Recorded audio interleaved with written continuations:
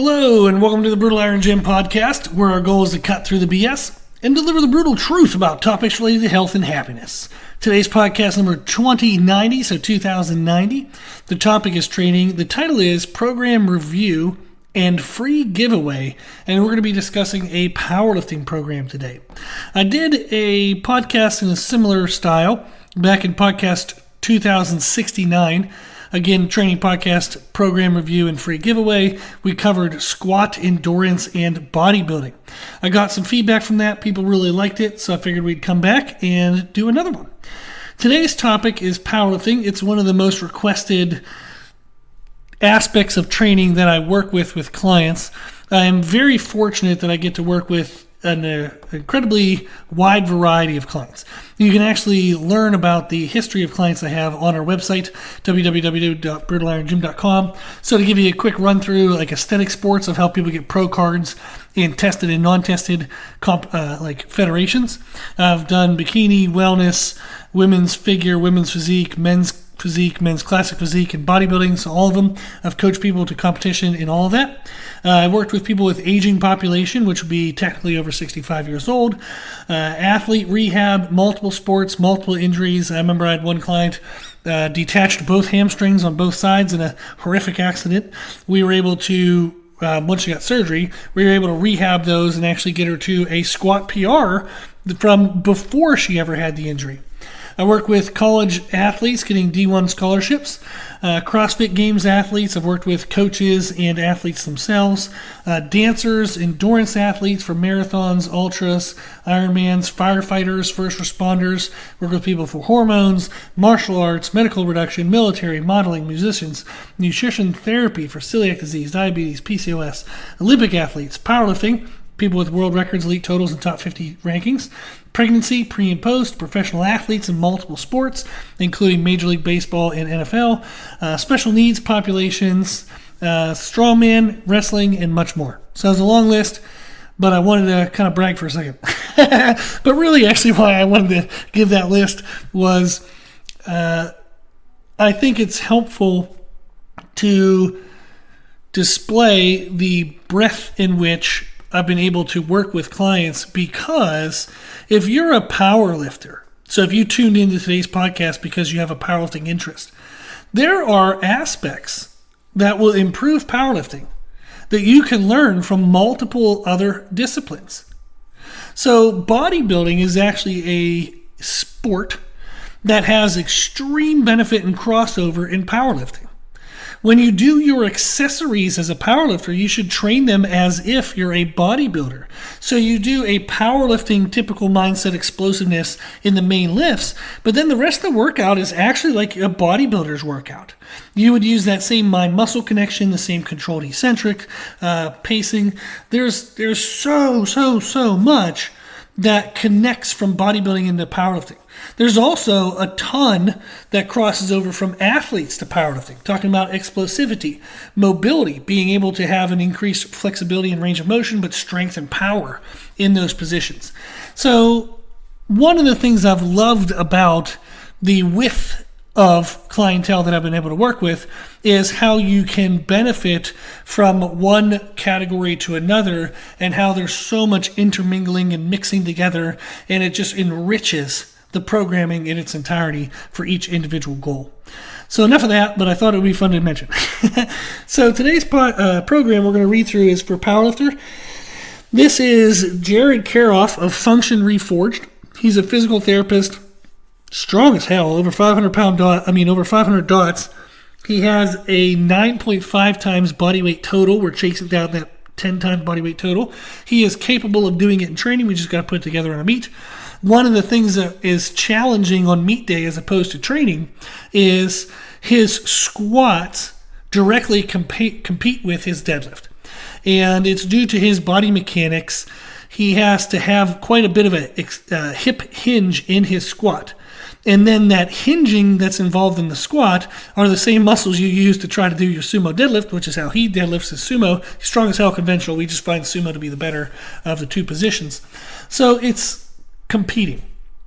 What this means is we have to learn to squat at, say, 95%. in powerlifting meets. He can't go 100% because that's so draining that it docks his deadlift way worse. So mathematically, if we think of this as percentages, if he were to stop at 95% of his squat in a competition, that means he left 5% on the table, missed it, right? But by skipping that last 5% in squat intensity, he can maximize his deadlift intensity greater than that 5%. So if you think of his squat as 100% potential, his deadlift as 100% potential, if he deadlifts to if he squats to 100%, his deadlift, he might only be able to do 90% of his total. Like total capacity, total ability. So if we drop 5% off of squats, now all of a sudden maybe he can get to like 97.5% of his deadlift best. So if we lose 5% on squats, we make up more than 5% on his deadlift. That is what we're trying to put together, what we're trying to figure out. So in his last competition, he competed at 156 pounds. He squatted 500 pounds in the competition and then tried for a 512-pound squat. Next time, what we know is don't try that. Don't bother wasting the effort for 12 pounds because it will be significantly more made up by being just that 1 degree fresher in his deadlift. So that's what we're working to put together. So this gives you an idea of his strength level. The reason why this is important is your strength directly determines your programming in the sense that the stronger you are in the main lifts, the more the main lifts do for you in regards of building muscular tissue, developing connective tissue strength, working on stabilization muscles. The stronger you are, the more the main lifts do for you. Therefore, your accessories actually have to be less intense. You actually want to reduce the weight load of your accessories because of how heavy the weight load is in your main lifts. If you're weaker, and you're not as strong in your main lifts, then the accessories have to be a heavier weight load to make up what you can't do in the main lift. So when I work with clients and do programming for powerlifting, their strength relative to their body weight 100% determines their programming. The stronger they are in the main lifts, the less heavy we lift with the accessories. The weaker they are in the main lifts, the heavier the accessories are. If you don't make that adjustment, you burn out the CNS. If you go heavy in your main lifts and heavy in your accessories, you get connective tissue stress, you get like hip issues, wrist issues, shoulder issues. You feel beat up, you feel tired, you have good days and then really bad days. It seems to be kind of all over the place.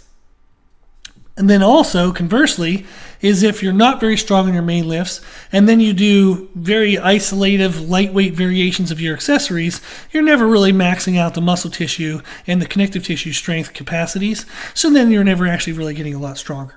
One example I had was in the commercial gym. I saw a person one time, a female, it doesn't matter if she was female, but she was female. So she was doing skull crushers with 8-pound dumbbells. And I knew, she wasn't my client, but I knew she was a powerlifter. She was going for a powerlifting competition. And I asked her, I said, hey, I can't not get involved. I feel bad. Like, you're super disciplined. You're here all the time. You're a really nice person, but you're not going to get anything from 8-pound dumbbell skull crushers. And she said, what do you mean? I said, it's not heavy enough to cause muscle tissue stress.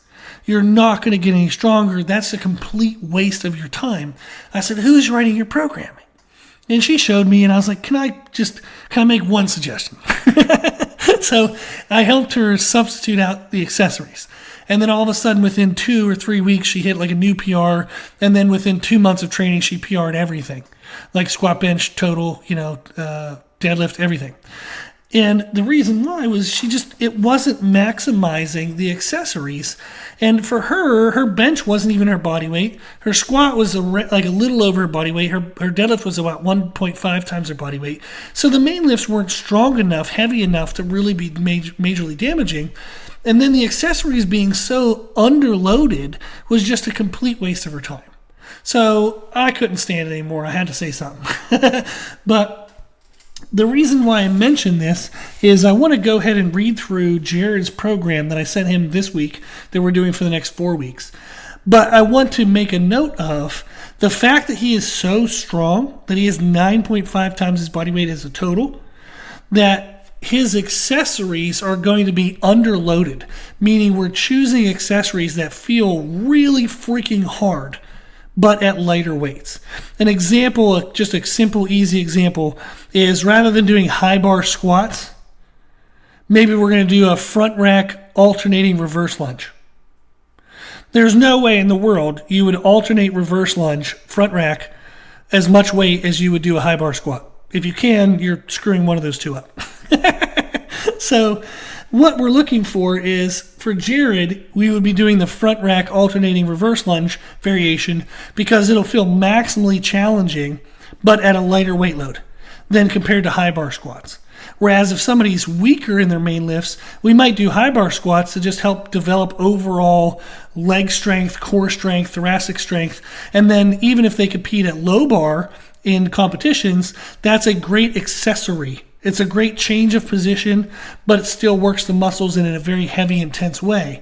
So that is something to keep in mind when you're listening to how I'm programming for Jared, is to know that if his accessories sound like, wow, they're not really doing much, it doesn't sound like it's super intense outside of the main lift, it's because it doesn't need to be for Jared. Jared is that damn strong that the main lifts take care of a lot.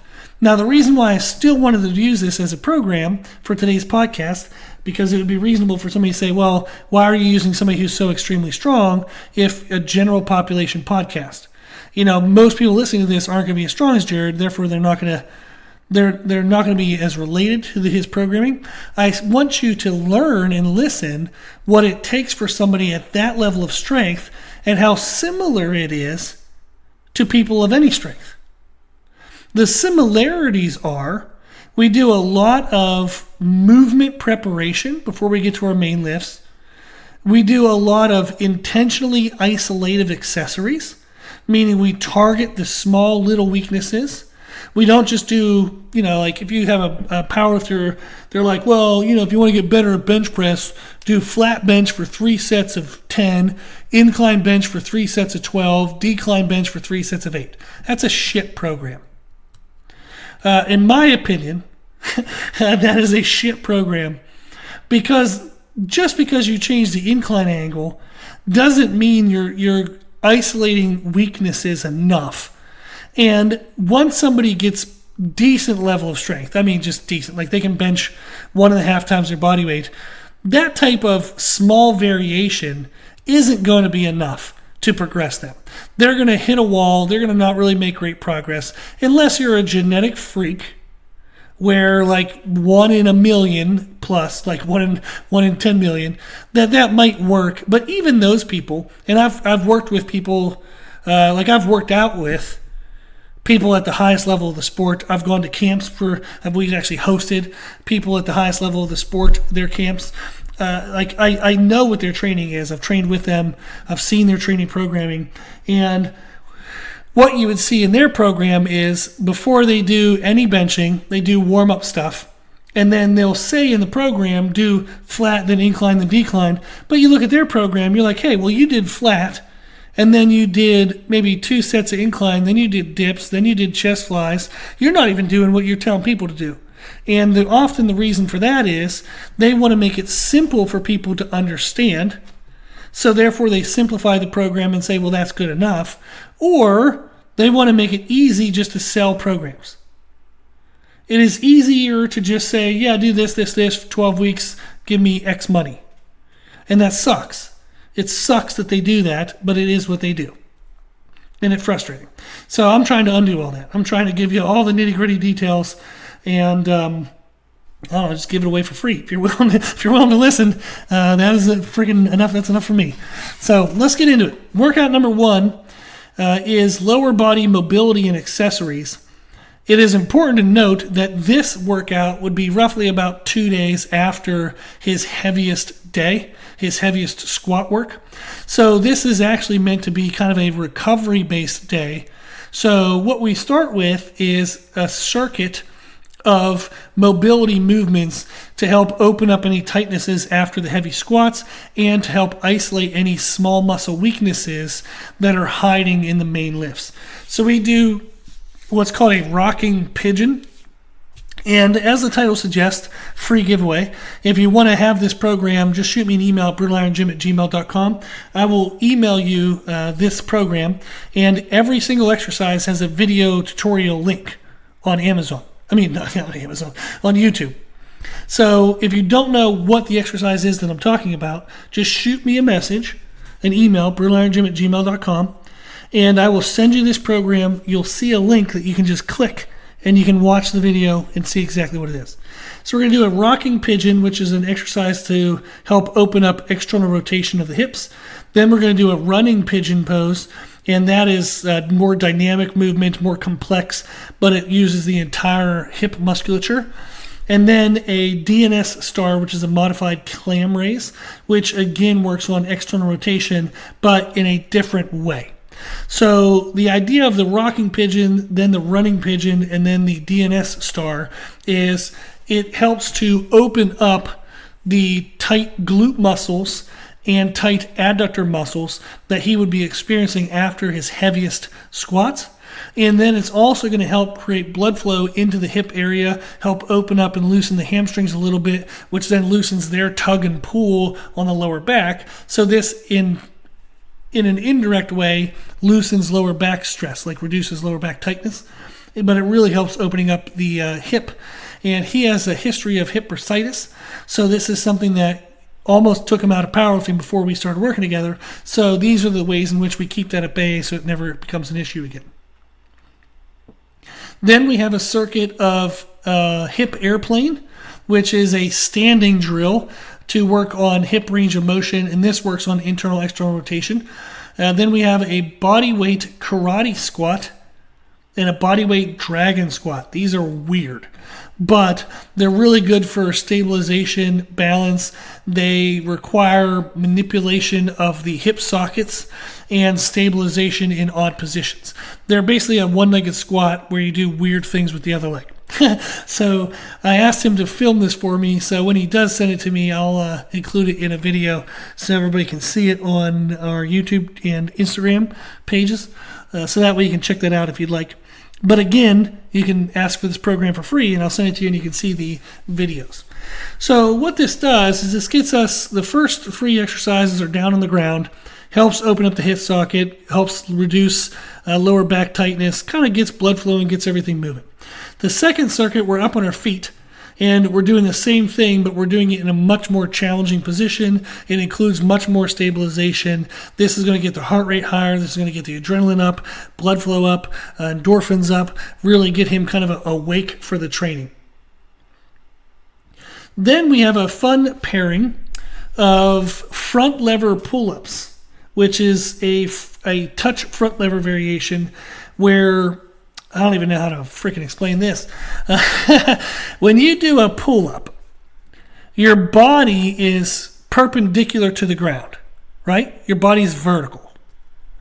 What I have him do is he holds onto the pull-up bar, and then using a contraction in his lats and a stabilization contraction through his abs and hip flexors and glutes, he lifts his legs and pivots his body to where it is parallel with the floor. So again, if you don't know what this is, send me an email. You can also just do a quick YouTube search for a front lever pull-up. But this is a ridiculous lat contraction, and it requires an enormous amount of core stabilization. Think of straight arm lat pull downs on steroids. So a straight arm lat pull down, which would be like warm up your lats, this is that times 100. So Jared is incredibly strong, especially at his body weight stuff. So this is, if I give him straight arm lat pull downs, it's a waste of his time, or it can't go heavy enough, he would just start to pick himself up off the ground. So literally I let him pick himself up off the ground and do this variation. He's doing that for a 10-second hold, and then he goes into his sumo deadlift. What we're working on in the sumo deadlift is we're working to improve his posture in the deadlift position. We want him to be able to keep as much of an upright torso as humanly possible as he tries to deadlift like 5 times his body weight. The reason why we're doing that is at the top of a deadlift, your torso has to be upright. So you want to start a deadlift as upright as you possibly can, so that way you don't have to upright as much during the actual lift. The more he can improve upon that, the more he can actually increase his lift. So he again competes at 155-ish pounds, and he did 700-pound deadlift the other day in the gym. He lost his grip at the very top, but it was basically done. We're not going to count it because he didn't get a lockout, but he essentially did it. But just to illustrate his strength is he's 155 pounds and deadlifting 700 pounds. But what's going to help us get anything above that, what's going to help us actually solidify that in a meet, is going to be how well he can tighten his lats and what quote-unquote posture up in the starting position. The more he can upright his torso, the more he can lock his lats in place, the stronger and stronger and stronger he's going to be in his deadlift. So challenging the lat tightness through the front lever pull-ups is going to pre-fatigue his lats. So then when he does the sumo deadlift, his lats are going to feel like a weak point even more than they usually do. That will increase his mind-muscle connection to that concept, that technique aspect in the main movement, and allow him to better isolate that and better work on improving that position. So it's like if I punch you in the arm, you can feel your arm really well. What I want to do is, in theory, I'm punching his lats with a very hard, challenging isolation movement, and then making him deadlift and say, hey, pay attention to your lats during the deadlift. Well, that's very easy considering we just challenged the hell out of them. So if I punch you in the arm and I said, hey, pay attention to your arm, you're going to be like, what? Yes, of course, obviously, my arm hurts now. I am paying attention to it. So we want to give that stimulus, that challenge, that stress to the lats, and then deadlift and say, hey, pay attention to your lats during the deadlift. So that's the idea of a cueing exercise or a pre-exhaust exercise. Before a main movement, you want to isolate out something that's a weakness through the cueing movement, and then that allows the person to better feel that exercise, that cue, that concept, that muscle in the main movement. Then after that, we finish up with some snatch grip deadlifts, which are just a horrific exercise that really challenges that thoracic and postural type positioning. So that is his after heavy squat workout. 2 days after, he's going to be doing the down on the ground mobility circuit, up on his feet mobility circuit, then the front lever pull-ups with the sumo deadlifts to work on his lat tightness, and then the snatch grip deadlift to just kind of annihilate everything and finish it off.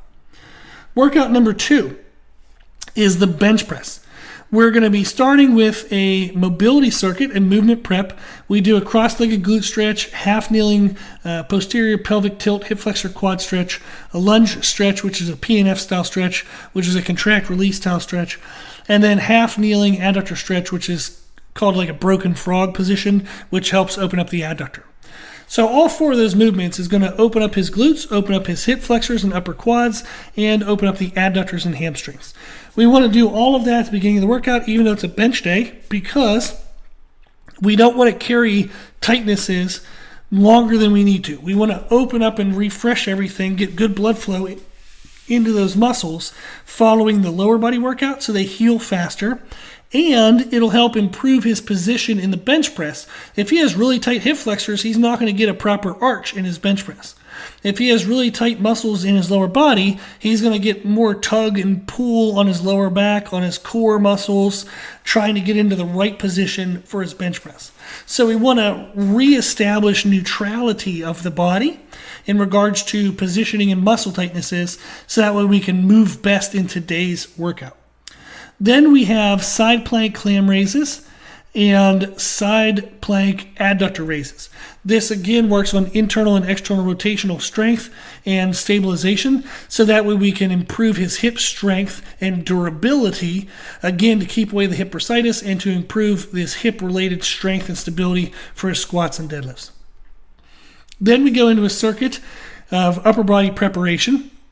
So we do banded It's a Y raise. It's basically like a overhead raise to help open up the serratus, open up the pecs, help contract and activate, quote unquote, kind of get your mind muscle connection ready with the lower trapezius, the rear delts, all the muscles that we're going to need to contract and hold and brace and stabilize in the bench press. Then we have band internal rotations, external rotations, arms at side, arms at a 90-degree angle just to help health of the shoulders. And then he has pull-up underhand isometric holds, which isn't very hard for him, just to hold at the top for 10 seconds. Not the hardest thing at all. But what it does is it gets him contracting and activating his lats, and that's the same exact type of contraction and activation that he needs to feel in his bench press. So again, we're preparing the body to feel right in the main movement of the day. His main movement for this day, right now we're going to be doing Spoto presses. Again, if you don't know what that is, you can do a quick search on YouTube. You can ask me for the program. But a Spoto press made famous by Eric Spoto, who at one time was the world bench press holder for raw bench press. He benched like 700 some pounds. Crazy large human being. But Spoto press is he would bring the bar down to the bottom, but stop about 2 inches off his chest, and then press back to the top. This kept constant tension on his musculature of the upper body, and it forced more muscular development, muscular growth, as opposed to letting the bar rest into your chest and then exploding off the chest, which works more on explosion and CNS kind of excitability, strength-based. We want to do a little bit more muscle-based work, so we're going to keep that constant tension using the Spoto press. And I'm going to have him with his feet on the bench because Jared can bench with quite a bit of an arch. However, that arch decreases the range of motion of the muscle stretch, so therefore his arch would actually take away from the benefit of the Spoto press if you're doing the Spoto press for more time and attention for muscle development. So if I get rid of the arch by making him put his feet on the bench, he can still arch to some degree to have proper position and proper stabilization in his upper back, but it reduces as much of the arch, so we can conversely increase the muscle range of motion, which then increases the muscle damage, the muscle stress, the muscle development from that movement. And that's it. That's his bench day. So you had the lower body preparation, warm up, opening things up. You had the internal, external rotational and stabilization strength drills in the hips.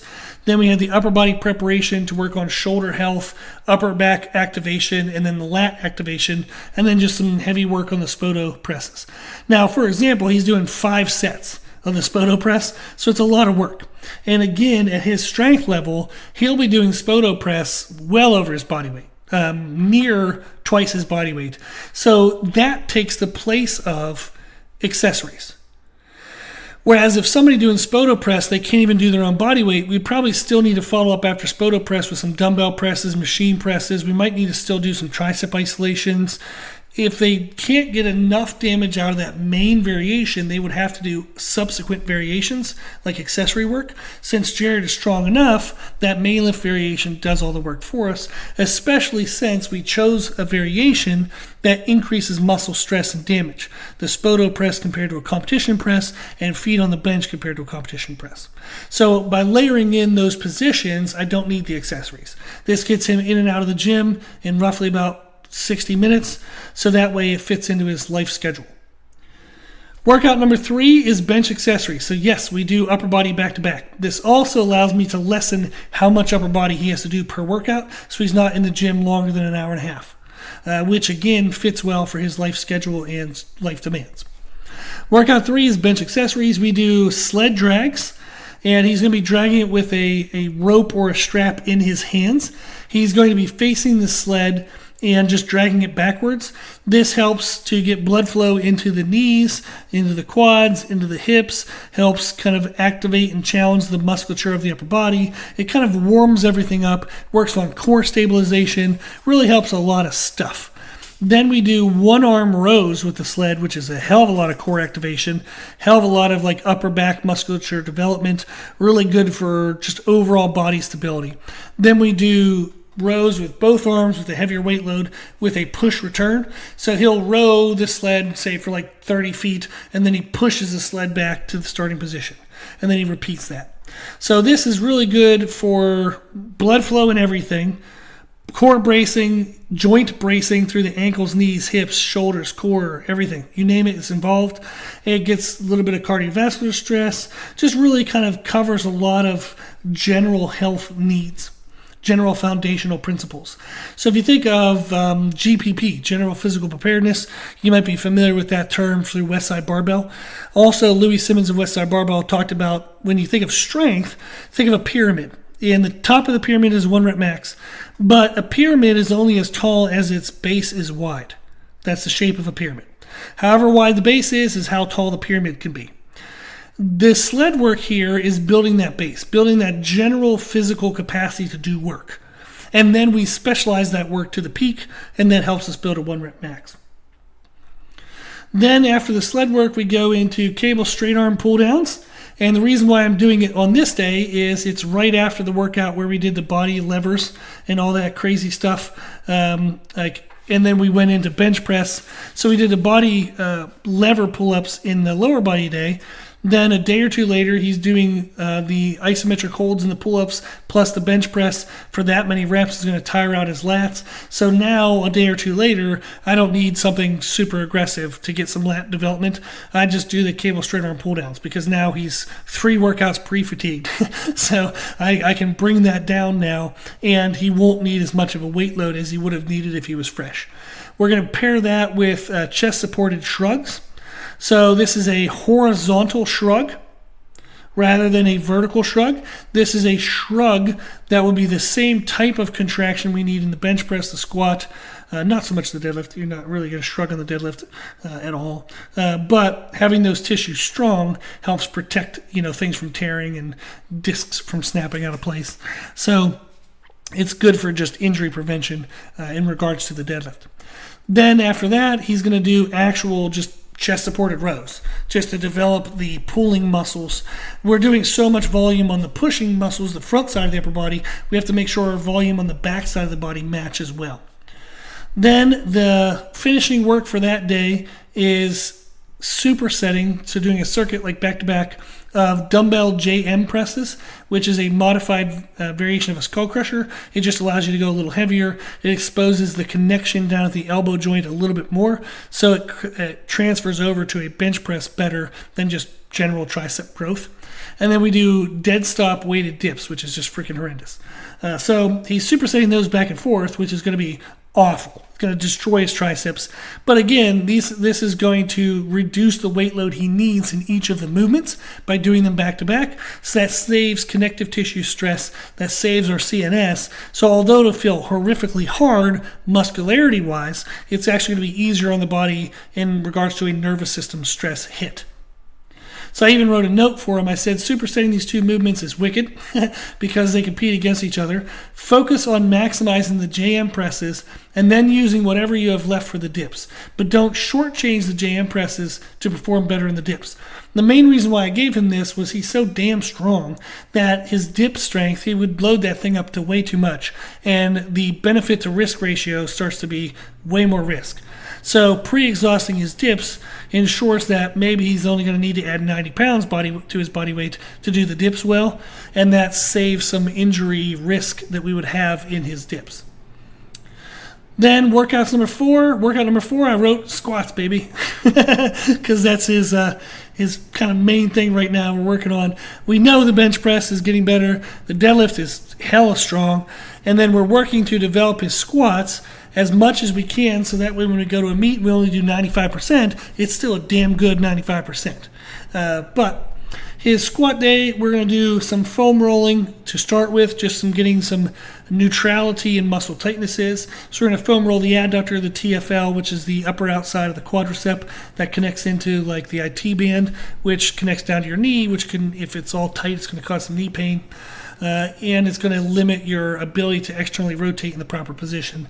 So you're not going to get your depth correct in squats. Then he's going to foam roll his upper lat connection, which is necessary for external rotation to get your hands on the bar in a low bar squat. And foam roll the chest, which again helps to get external rotation to get your hands on the squat bar without shoulder pain. Then we're doing banded hip distraction in a pigeon stretch, and then banded hip distraction with internal external rotation. And this is to set neutrality in muscle tightnesses in his hips, make sure he's moving well, make sure everything's centered in the sockets, everything's moving and grooving well. Then our preparatory circuit is a deep squat with alternating thoracic overhead reach. This is going to help kind of get him into the bottom of a squat, open up anything that's tight.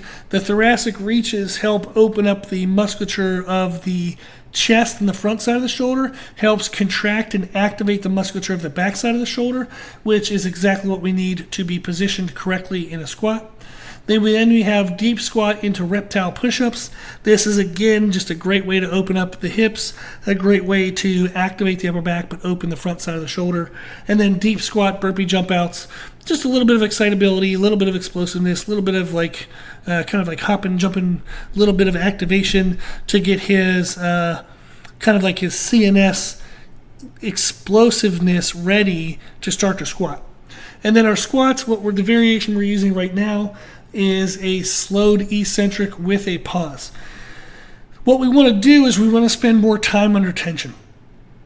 I want to spend the time under tension in the exact positions he's going to need for his squat. So we're reducing the weight load needed by adding the slowed eccentrics and the pauses, but I want the specificity by keeping the same variation, the same competition squat positioning. And this is going to allow him to develop the musculature, develop overall muscle capacity for strength. And then the next program will reduce the eccentric time, will reduce the pause time, allow for more weight load, and then we'll slowly build up that pyramid to the peak. So week 1, he's doing 4 sets of 3 reps with a 6-count eccentric and a 3-count pause. So his way down is he's going to start on the way down and go 1, 2, 3, 4, 5, 6. And he hits the bottom of the squat at 6. Then he holds 1, 2, 3, and then he shoots to the top as fast as he can. Then the next repetition is the same thing. Start on the way down, 1, 2, 3, 4, 5, 6. Reaches the bottom, holds 1, 2, 3, and then shoots to the top. So he's only doing 3 reps because that's going to take forever and it's going to be horrific. But he's doing 4 sets of that. Then week 2, we only do 2 reps. So that allows him to add a little bit of weight load to help push that CNS, to help push development of strength. Week 3, we go to a 4-count eccentric, and we go back to 3 reps. The week 4 is still that 4-count eccentric with a 2 reps. So we're slowly going to be reducing the eccentric count, which allows him to increase his weight load per week, which is a great way for strength development. You want to continually go through cycles like up and downs, up and downs, up and downs of weight load progressions to push weight tolerance, which then pushes strength development. So that is Jared's program. We're doing 4 workouts per week. And on average, these are going to take 60 to 90 minutes. If they take longer than that, I don't know why. I'd be surprised, that he shouldn't. But that's the length of time that we're looking for. So workout 1 is the lower body mobility and accessories, and we said we know that's 2 days-ish after this big heavy squats. So I don't think of this program as just workout 1, 2, 3, 4, and then that's the end of it. It's a cyclical cycle.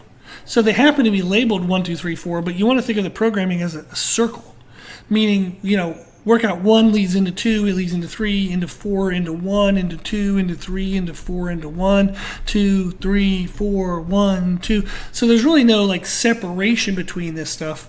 It all flows together. So you have to pay attention to your CNS flow, your joint recovery flow, your muscle recovery flow, and make sure you have proper intensities of the lifts so that way everything has a chance to recover and make the adaptations. So when we're in the gym, we're actually tearing the body apart. It's when we're outside the gym that we're making the strength adaptations, the muscle adaptations. So I have to make sure that I have enough of a stimulus in the gym, but then enough of a recovery period for each individual component we want to improve outside of the gym. So there's time to not only recover and repair, but actually to make the positive adaptation, which can only be done once you recover and repair. So you have to be patient with the body. You have to give it a stimulus that's pretty freaking awful, but then actually be nice to it and let it recover with food, sleep, and time. So that is Jared's current program. So if you want to learn about that, Any deeper details, if you want to look at it, you can send me a message. Again, our email is brutalirongym@gmail.com. Shoot me a message. I'll shoot you the program. You can see through it. You can click on all the links for all the exercises. If you want to try it, you're welcome to. It's not going to be optimal for everyone, but it's definitely going to be a fun workout to try. And then if you're interested in powerlifting programming, obviously we have our one-on-one services, but we do have the live monthly programming, which is a service I've played with multiple times, but I brought it back because of demand, and I think I can do it even better than I've done it before, where the programs are great. That's never been the problem, knock on wood, and thankfully the feedback has said the same. It's just the communication with the group, making sure that everybody gets a good quality education in the process. So we have our one-on-one services, but then there's also that live monthly programming where if you just want a powerlifting program, you can follow that for much cheaper than the one-on-one stuff, and it still includes a group Q&A document where you can ask me individual questions and I'll answer you, but I answer it where the whole group can see it so everybody can learn from the answers. But if you want to check that stuff out, that's all on the website. I just hope that you have access to anything you need to know, anything that'll help you progress forward, whether it was something in today's podcast that you learned or something in programming that you can go to the website and get, or maybe you can always ask me a question and I'll make you a podcast for free. I want you to always feel encouraged and welcomed to use me as a resource. If you're investing into the program and investing into the podcast and you've been listening for 41 minutes and 18 seconds, that's a hell of an investment, and it's an investment that I appreciate and I want to respect. So I always want to give back if you're willing to give me your time. So if you need anything, always reach out. I'm always happy and willing to help. Cool. Okay, well, if you like the podcast, please share the podcast. The more people we share it with, the more people can help. Also, if you like the podcast, please consider donating to support the podcast, which you can do on the website. And if you like the information we share in the podcast, you can always find more from us on our social media channels. You can find us and follow us on Instagram and YouTube under the name Brutal Iron Gym. As always, I hope this was helpful, and thank you for listening.